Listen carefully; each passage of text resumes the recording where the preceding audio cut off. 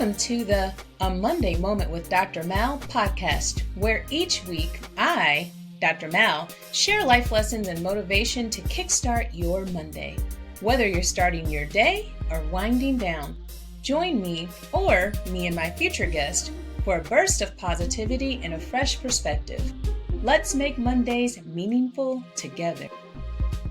Greetings and happy Monday, everyone. I'm your host, Dr. Mallory D. McCoy, and welcome to this week's episode of A Monday Moment with Dr. Mal. As always, may this broadcast bring you what you need in the present moment. May my light exude positivity and kindness, and may my love be extended to all who could use a little extra.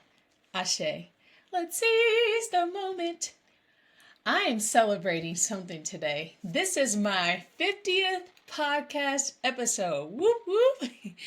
I have literally been recording and coming to you every week, almost, with the exception of some break weeks, since December 2023.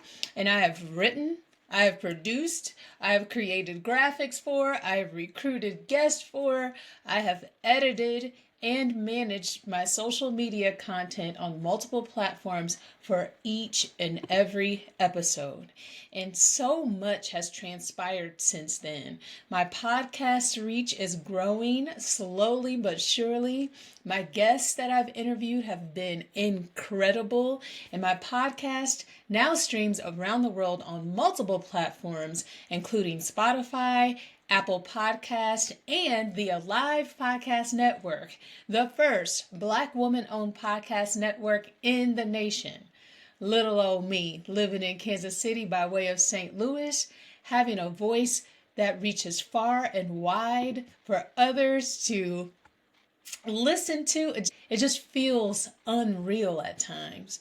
But one thing I wish that I could say for all this effort was that I was getting paid for it. I literally get paid $0 to do this. The money is certainly important, but what's more important is that I'm aligned with my purpose, which is sharing my life experience, and I'm simply walking by faith until that happens. I have more than a few entrepreneurial endeavors. Mallory D. McCoy LLC is a whole business itself. I'm a whole business myself. I'm offering lifestyle and spiritual coaching, tarot and oracle card readings, and help with the basics of astrology. I own and manage real estate properties, and that's a whole thing in itself. And I have a notary business too. Bell's Garden, my other business, is glowing and growing, and we already have secured some clients, but we would love to have more. So if you're interested in learning more about how I can help you or how you can support me, you can visit my website, whenmallorylives.com, and all the information and all the links to all the things that I'm doing is right there. Free support includes subscribing to my social media and my YouTube channel, reviewing my podcast when you listen to them, signing up for my email newsletter, or simply visiting my website. All of those things are free support. So help a sister out. Subscribe, sign up, review, or simply visit my website today. And special shout out to Beyonce. She did that thing to pop off Black History Month with a bang bang. Yes, I listened to Cowboy Carter on repeat and rebuked the haters, and I'm really excited about the tour, but I got to get my coins together because, like I just said, I'm not making money from doing this podcast, so... Well, today's show is one that's been brewing up in my consciousness for a while. In this current space where everyone is using their throat chakra to be vocal about their lives, there is a lot of talk about men, women, and how they relate to each other. And I know you know because we've all been privy to these discussions with or without our consent. Then, of course, you have micro topics that have sprouted out of these core conversation topics. And from that, there's one that always gets me. And that's what I'm going to be talking about today. So when people talk about masculinity and femininity without distinguishing the difference between traits and energetic expression, and then they attach the energetic expression of these traits and energy to gender, that drives me crazy. Saying things like, you're too much and you're masculine because I incarnated as a woman, pick me. Or telling someone whose physical expression is a man that he's too feminine stems in ignorance and is harmful. So with this episode, I hope to set the record straight. And we're going to break down the differences between masculine and feminine traits versus divine masculine and feminine energy by breaking down what these terms mean and why they matter and how understanding them can help everyone to live a more balanced and fulfilling life. So by now, you know I love me a good definition, and I'm team facts over feelings, right? So let's get to the facts of it all. Let's start with the definition of trait. Traits are distinguishing qualities as of personal character or an inherited characteristic. For example, I am very confident in myself. So that's a distinguishing quality that I have, but it's not connected to my gender. Also, I have brown eyes. So does most of my family. So that's an inherited trait that connects my family and I, but again, that is not attached to my gender. That's important to note because of what I'm about to say next. So make a mental note of the fact that traits are not connected to gender. Masculine and feminine traits, the one we typically associate with men and women, have been shaped by society for centuries. A report by the American Psychological Association, APA, found that traits such as being assertive, independent, action-oriented, and logical in thinking are often associated with masculinity, while traits such as being nurturing, empathetic, intuitive, and cooperative are traditionally linked to femininity. Likewise, research has also shown that these traits are not inherently tied to gender. They are learned behaviors shaped by culture, environment, and upbringing. So not biologically tied. Furthermore, studies show that in many societies, children begin to internalize gender-based expectations as early as 2 to 3 years old. This socialization process dictates how they are expected to behave, which can lead to reinforcements of these traits in adulthood. We have seen this, we do see this in our society and our households, in our family at large. We know this is happening. So we have feminine and masculine traits over here, which are shaped by external influences. And then we have divine masculine and feminine energy, which are internal forces that exist within each of us. The concept of divine masculine and divine feminine energy comes from ancient spiritual and philosophical traditions. These energies exist in everyone, regardless of gender, and they describe the natural forces within us. The divine masculine represents action, structure, and logic, while the divine feminine represents intuition, creativity, and receptivity. When these energies are balanced, a person experiences harmony within themselves and in their relationships. Many modern thinkers, including Carl Jung, have explored these energies in psychology. Jung's theory of anima and animus describes how every person has both masculine and feminine qualities within them. Ignoring one side of ourselves can lead to imbalances. Too much masculine energy can make us rigid and overly controlling, while too much feminine energy can make us passive and disconnected from action. So, why does this matter? Because understanding this distinction can help us redefine societal gender roles, improve the relationship we have with ourselves and others, and cultivate a more balanced personal and professional life for you and everyone else. So, that brings me to the topic of the week. The concepts I just described to you make way more sense to me now that I've learned more about astrology, which astrology fits under a spiritual and philosophical ideology. And that's the dynamic that's missing from all of these conversations. It's even beyond most people's basic understanding of astrology, which only looks at the sun sign for astrological interpretation, when it's way deeper than that.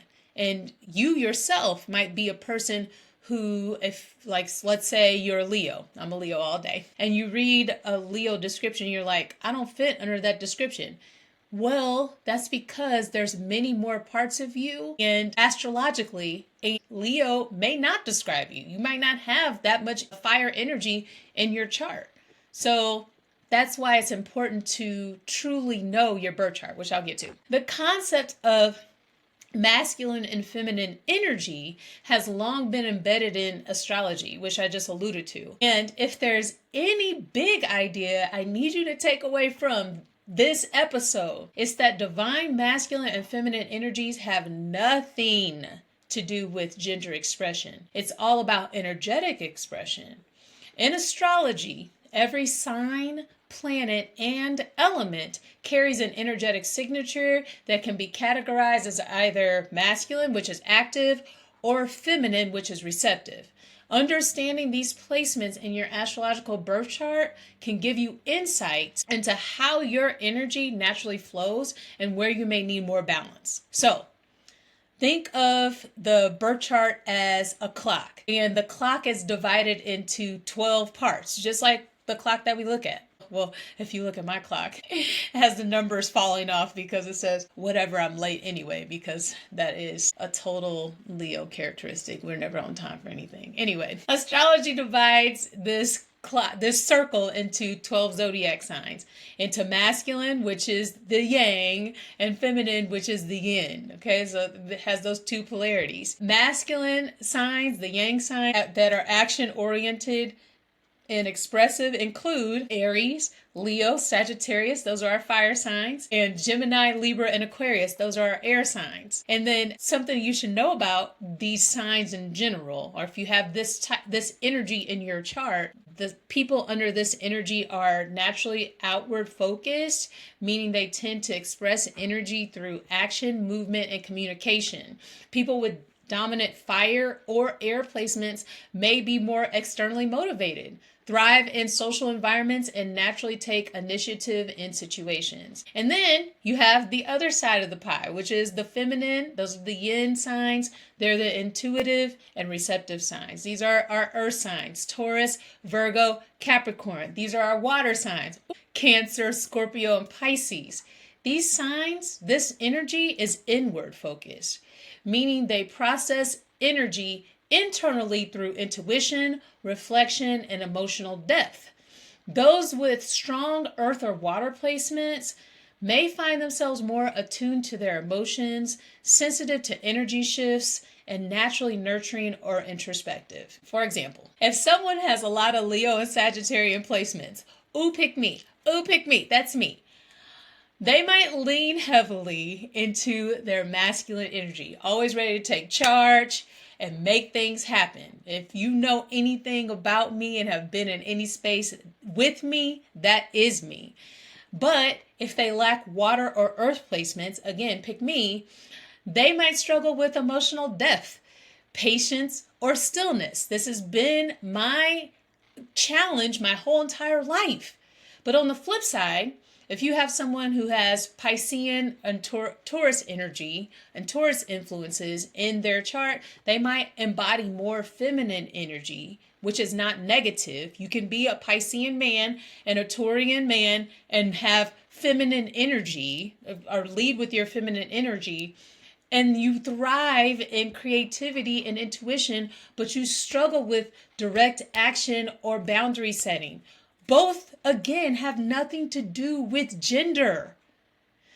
In astrology, true harmony comes from balancing both masculine and feminine energies in your chart. But if you don't know what you're dominant in and what you're missing, you will struggle with balancing these.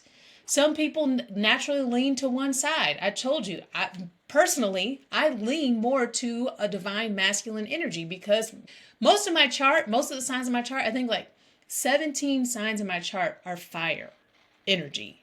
That's a lot. So some people have more of a balance, which when I see those birth charts, I'm like, whoa, that looks really cool because all of my signs are to one side of my birth chart, external and masculine. So here's my call to action to you this week.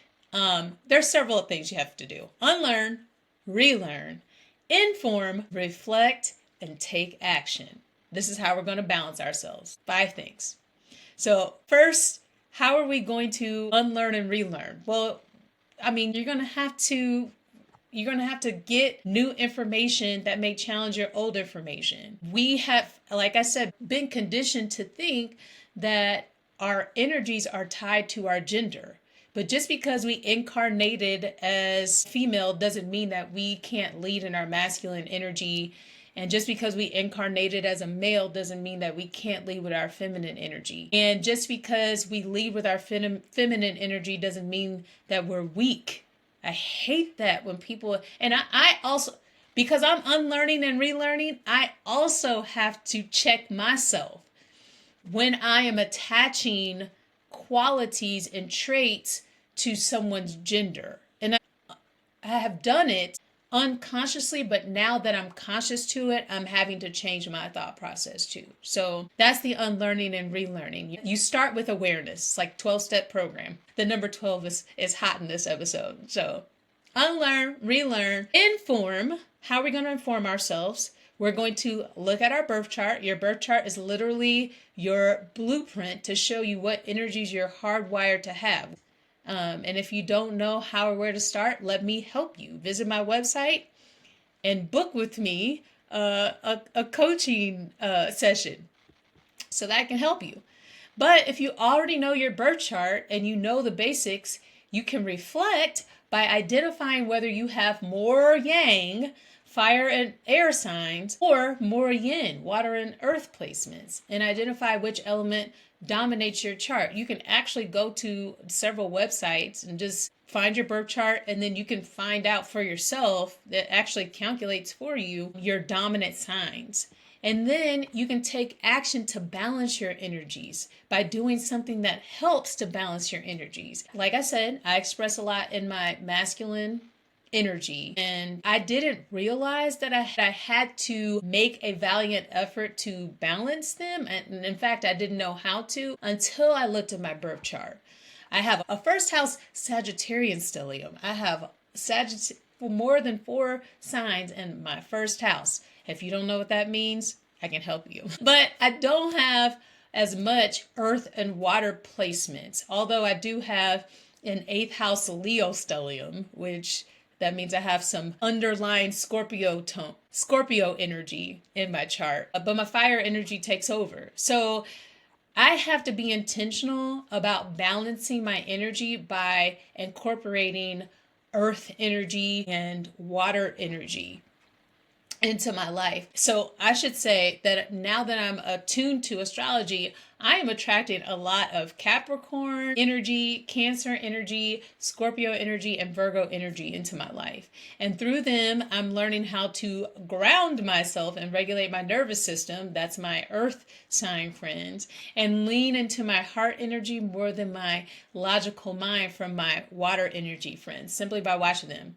The creator knows I love to learn by watching and learn kinesthetically. So the people in my life are helping me to balance my energies just simply by being who they are.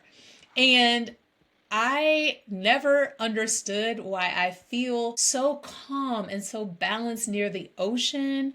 And now that I've been camping, why I feel so most at peace in nature until I learned my astrological self. Now I know water balances me. Now I know being near the earth balances me. It all makes sense now. So if you're thinking of yourself and you're thinking, I don't know how to balance myself, I don't know how to regulate myself, let me help you. The key is not choosing one over the other, but learning how to balance both energies in your life. And if you find yourself always in action mode, constantly working, planning, and structuring, but never taking the time to reflect or flow with intuition, you might be overactive in your divine masculine, and you need to tap into your divine feminine for balance. On the flip side, if you feel stuck in indecision, unable to take action, and overly focused on emotions without direction, you just might need to activate your divine masculine energy.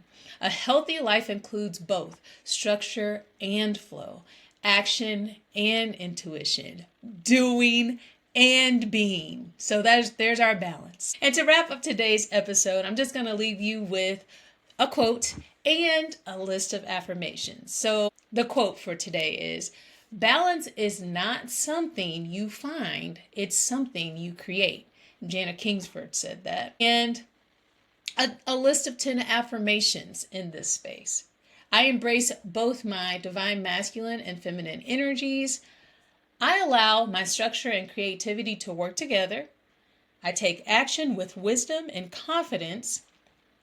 I trust my intuition to guide me. I lead with strength and compassion.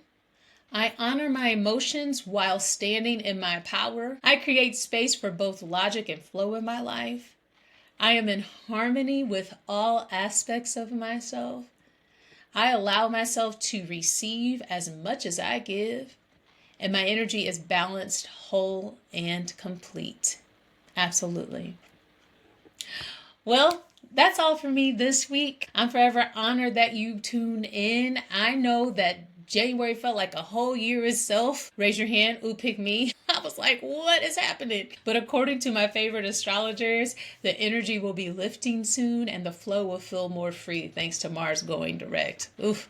I know you can't wait. And if you're probably already feeling it a little bit now, but it's going to get better. February shows are always dedicated to relating externally and internally. So expect another show about relating. This show is about relating to yourself. And next week's show will be no different. Why? Because your relationship with yourself is the longest relationship you'll ever have. So it's incredibly important for light beings like myself to continue to promote self-love, self-love, self-love, self-love. So I am going to be talking about how to maximize your love for yourself next week. So until then, love and peace to all of you. Have the best week. Thank you for tuning in for a Monday Moment with Dr. Mal, now proudly a part of the Alive Podcast Network.